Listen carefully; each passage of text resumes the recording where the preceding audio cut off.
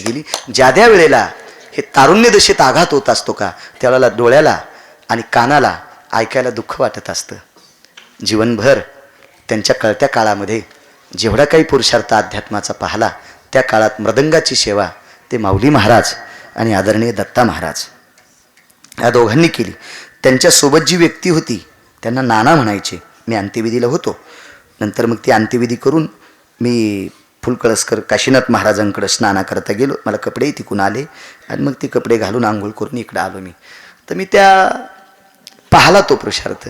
जे नाना होते ती सुद्धा नित्य या पोरांसोबत, या लेकरांसोबत कुठेही कीर्तनाला भजनाला हजर असायचे. महाराज श्रवणाची सेवा त्यांना सुद्धा घडली. पण त्यांचं वय थोडंसं पुढे होतं. पण ते दत्ता महाराज आणि माऊली महाराज यांचं वय अत्यंत सुकुमार होतं. एक सांगू राजेहो, जो माणूस गेला का त्याच्यासाठी काही नाही. आप गई दुनिया डूब गई. पण एक दुःख असतंय, महाराज त्यांचे जावळं न काढणारी लेकरं मी आज पाहिलेत. चिमुकले लेकरं, चिमुकली कन्या, काय त्या पत्नीच्या जीवावर डोंगर पेटला असेल, पसरला असेल, काय त्यांच्या आईवर ती शोककळा पसरली असेल. एक जणाचे वडील 2 महिन्यापूर्वी वारले. काय परिस्थिती असेल महाराज त्या कुटुंबाची. भगवंताच्या चरणी एक प्रार्थना करेल, विटेवरच्या मालकाच्या चरणी, देवा ही गेलेली रत्न येणार नाहीत. आतापर्यंत जे जे गेले ते काही तू वापस केले नाहीस, यांनाही वापस करणार नाहीस. आपण आंधळ्या गाईसारखं मेलेलं वासरू चाटणं मूर्खपणा आहे. कबीर कहे जगा अंधा अंधी जैसी गाय, कबीर कहे जगा अंधा अंधी जैसी गाय, बछड़ा था सो मर गया झुटी चाम चटाया. आंधळ्या गाईला मेलेलं वासरू कळत नाही, ती त्याचं कातडं चाटीत राहते.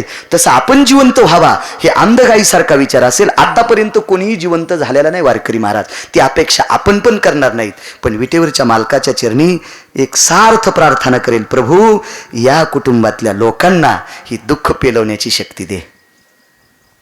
त्या दोन्ही रत्नांच्या पत्न्यांना, त्यांच्या आईंना, त्यांच्या बहिणींना, त्यांच्या भावांना, त्यांच्या कुटुंबातल्या लोकांना ती दुःख झेलण्याची ताकद द्या. आपण सगळीजण गेलोत, आपल्याला हळहळ वाटली, पण आपण पुढं आपल्या संसारात आपण मग्न होतो. मी माझ्या कीर्तनात मग्न, घरी गेल्यावर माझ्या संसारात मग्न. पण महाराज आज त्या कुटुंबावर किती शोक आहे, किती परिस्थिती बिकट आहे.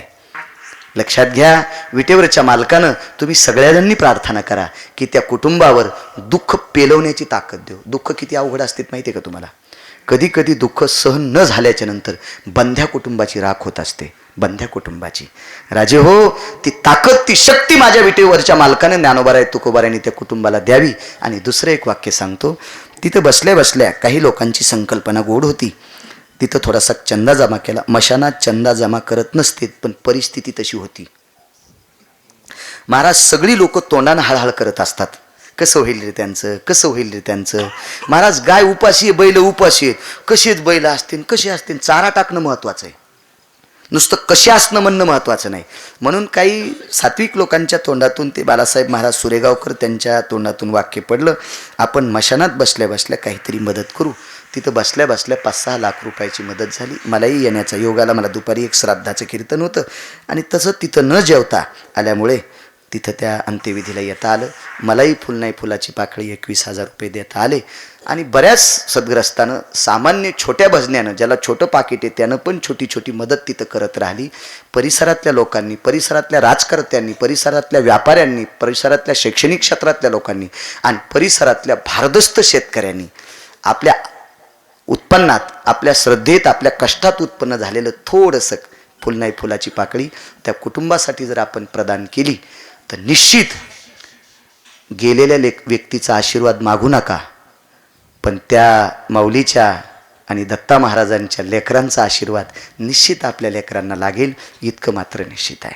चला, उपजल्या पिंडांबरन सांगाते, आया सो एक दिन आना पडेगा, किराये का घर तो खाली करनाही पडेगा. शरीराची होय माती, तुटला आयुष्याचा दोरा, कापुराचे कलेवर घातला करंडा, शेखीने उरेउंडा पाहावया, प्रत्येकाला जावं लागते. त्या तद्वज्ञानं अल्पायुष्य ठरले. विश्वाच्या मालकानं त्यांना आयुष्यात तितकं दिलं, त्यानुसार त्यांना तितकंच, कारण वेळ ही कोणाची रुकत नाही. महाराज गरुडानं जगाच्या बापाला पाठीवर घ्यावा, पण गरुडाच्या आईचा मृत्यू हिमालयाच्या पायथ्याला दरी कोसळून होता म्हणून यम हसला होता. आणि यम हसल्याच्या नंतर गरुडाला बाहेर बोलून घेतलं आणि सांगितलं, गरुडा ते यम मला हसला. म्हणलं आई तुला कशाचा ताण यायला? काही नाही, मला यम हसल्यापासून भीती वाटते. तुला कुठं जावं वाटतंय? मला घाम आल्यासारखं वाटतंय. मला हिमालयाच्या पायथ्याला सुप्त नावाची दरी आहे, मला तिथं नेऊन ठेव. 11 सेकंदात गरुडानं आईला तिथं नेऊन ठेवलं. अधिवेशन संपलं. आपल्या जसं ढवळ्या कपड्यावाल्याचं अधिवेशन असतं का, तसं देवांचं सुद्धा अधिवेशन होतं. हे अधिवेशन संपलं आणि यम आपला रेड्या नावाचं वाहन घेण्यासाठी आला. त्यावेळेला फांदीवर पाहिलं तर गरुडाची आई नव्हती. तो हसला. पाठीमागं गरुड होता. गरुडाने विचारलं, आता कशाला दात काढे? ते म्हणलं, मगाही हसलो ना आताही हसलो, पण हसण्याचं कारण विचार. हसणं याच्याकरता की तुझ्या आईचा मृत्यू हिमालयाच्या पायथ्याला होता आणि ती इथं कसं काय, आणि मी बाहेर आल्याच्या नंतर इथं नाही दिसली म्हणून हसलो, ती तिथंच गेली. गरुड म्हणला, मॅच तिथं नेऊन घातली. मग पाहुनी तोपर्यंत दरी कोसळली आणि गरुडाची आई मृत्यू पावली. महाराज ठरलेली वेळ ही चुकत नसती, पण कुंपण करत जा. माझं एक मत आहे, कुंपण करत जा. असं जर म्हणत राहिलो तर हे तरुण सोसाट्यानं गाड्या पळवतील. राजे हो, शेजारी गावाच्या शेजारी ज्याचं शेत आहे का त्यानं कुंपण लावायचं. आधा कदा चुकून एखाद्याची बैल सुटला, बैल सुटत नसते पण बऱ्याच बैलाला दावे खाचा नाद असतो. दावे खाचा नाद असतो. त्या बैलानं जर दावं खाल्लं तर तुमची शेजारची मका खाईल का नाही, तो तुमचा गहू खाईल का नाही, तुमची ज्वारी खाईल का नाही. म्हणून तुम्ही कुंपण करी जा. जरी तुमच्याकडे तुमच्या बापदाद्याच्या कृपेने, भगवंताच्या कृपेनं, तुमच्या कर्तृत्वानं तरुणाकर जरी मोटरसायकली असतील, जीप असतील, मोठ्या गाड्या, लाखो रुपयाच्या गाड्या असतील, तरी पण नियम सांभाळून गाड्या चालवत जा. रात्री अविरित्री आपलं जीव जपा. महाराज हे शरीर इतकं मौल्यवान आहे, इतकं मौल्यवान आहे, इतकं मौल्यवान आहे, याच्यातल्या एक एक पार्टची किंमत ज्यानं दिलंय त्याला सुद्धा करता येत नाही. ज्या ब्रह्मदेवानं आपल्याला दिलंय का त्याला सुद्धा करता येत नाही. म्हणून हे जीवन थोडंसं जपा जपा जपा. आपण गेलो त्या दिवशी आपलं पान पालथं होत असते. महाराज कालच्या 8:45ला पकवा स्वरात लावणारा मुलगा एका जाग्यावर कीर्तनाला होते ते माऊली महाराज, मला गोविंद सांगत होता मगाशी. 9:15 स्वरात, महाराजाच्या स्वरात पकवाद लावणारा मुलगा 1:30 त्याच्या आयुष्याचं पान पलटत आहे. महाराज काय निसर्गाचा नियम आहे. म्हणून जीवन जपा राजे हो, जीवन जपा. आपणही जपा, शेजाऱ्याला सुद्धा जपण्याचा प्रयत्न करा. भरधाव वेगात नका जाऊ, जपा. एखाद्यानं जर मोठ्यानं सांगितलं कर मुक्काम तर करत जा. काय घरी जाऊन तुम्ही माळोत पालथं करणार आहेत? जपा, कधी कधी जपा. ह्या तरुण वारकऱ्यांना सांगतो महाराज, तुम्हाला पण सांगतो, कारण छोट्या गाड्यावर आपण फिरतो. आपण काय आमदाराची लेकरं नाहीत. सगळ्यांना काही 4 चाकाच्या गाड्या नाहीत महाराज. म्हणून 2 चाकाच्या गाड्यावर फिरणाऱ्या सगळ्या महाराज लोकांनी आपलं जीवन जपा. रात्री वेळ चुकत नाही, पण होई तिथपर्यंत एक जुन्या लोकांची म्हणे, 1 आणी टळली की 12 आण्या टळत असतात. अशी जुन्या माणसं शिकलेली नव्हती हो, जुनी शिकलेली नव्हती, पण प्रचंड विद्वत्ता जुन्या लोकांकडे होती. काही मोडा घातल्याच्या नंतर काही माणसं पाय आखडता घेत होते.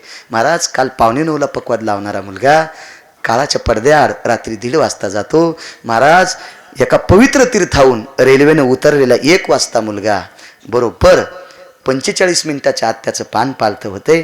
एकट्या व्यक्तीला मी कसा परभणीला पाठवू, म्हणून त्यांच्यातला एक ज्येष्ठ व्यक्ती, ते नाना नावाचे व्यक्ती सोबत जातात, तरी पण त्यांच्याही जीवनाचं पान पालथं होतंय.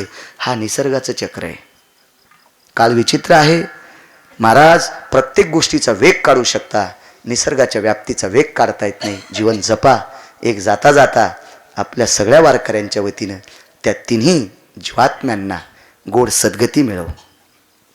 महाराज ते वारकरी होते, पारमार्थिक होते, पकवाद वाजित होते, कीर्तन ऐकत होते, संप्रदायातली होती. निश्चितच त्यांना गोड अधिष्ठान मिळेल आणि ते भगवंतानं द्यावं ही परमेश्वराच्या चरणी विनंती करतो. आणि दुसरी पुन्हा एकदा आपल्या सर्वांच्या वाणीने एक उदात्त अंतकरणाने विटेवरच्या मालकाला मागणी मागा. त्या तिघाच्याही कुटुंबातल्या लोकांना दुःख पेलवण्याची ताकद देव, ही उदात्त अंतकरणाने आपल्या मारुतीऱ्याकडे ती मागणी मागा, ही तुम्हाला विनंती करतो.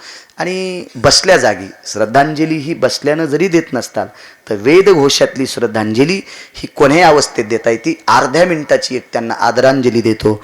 निधियाम निधिपते सकलति सुधियनि छंद कलाभय जायन्ते व्याप्ती सुधयति काल भवायनमपि संगा भव जायन्ते अधिपत्यानां दक्षिणाधिपति लोकत्रय भय जायन्ते यमागृ भय चित्त स्वरूपा यत्विन्मख जायन्ते शांतिर्प्रदन निमज्जतो शांतिर्प्रदयन निमज्जतो शांतिर्प्रदयन निमज्जतो पितृं लोकं यज्जायते आर्यमा ततो यज्ञाति आर्यमा तथो यज्ञाति आर्यमा तथो यज्ञाति यत्करिष्यसे शांतियो नमः पार्वती पते हर हर महादेव पंढरीनाथ भगवान की माऊली ज्ञानेश्वर महाराज की श्रीमंत श्री जगद्गुरु तुकाराम महाराज की श्री गुरु जोग महाराज की जय विठोबा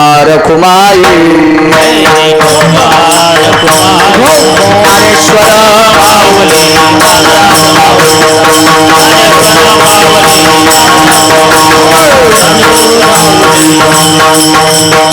ऐका काय गावातली माणसं आहेत राजे हो. एवढ्या थंडीमध्ये कितीतरी लोकांना शुगर असेल आणि शुगर असलेला माणूस 45 मिनिटं एका जागेवर बसत नाही. अशा गारव्यात त्याला लघुशंकेचा त्रास असतोय. आज तुम्ही 2.5 तास माणसं इतक्या किती बसलात राजे हो. महाराज या मारुतीरायाची कृपा तुमच्यावर, या जागेची कृपा तुमच्यावर, आपल्या परिसरातल्या साधू संतांची कृपा तुमच्यावर. अर्धा तास तुम्हाला त्रास दिला त्याबद्दल बाळूला माफ करा आणि अशीच शिस्त रोज पाळत जा. वेळ जास्त झालाय. विठ्ठल जय जय विठ्ठल.